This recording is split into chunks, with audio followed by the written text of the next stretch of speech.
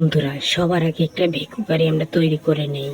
প্রথমে চাকা লাগাতে হবে, দুই পাশে চাকা লাগালাম। তারপরে গাড়ির মেন অংশ লাগাবো, ঠিক জায়গা বসাবো। এরপর গাড়ির এটা এখানে বসবে না, এখন পিছনে সিট লাগাতে হবে, এটা এখানে বসবে না, এটা বাদ। এরপরে হচ্ছে পিছনের সিট লাগাতে হবে, পিছনের সিট এটা বসবে না, এখন এইটা বসতে হবে। হ্যাঁ, বসেছে, এখন সিট বসাতে হবে। এই সিট বসে গেছে, এখন এটা এখানে বসবে না, এখন এটা এখানে পিছনে পিছনে বসাতে হবে।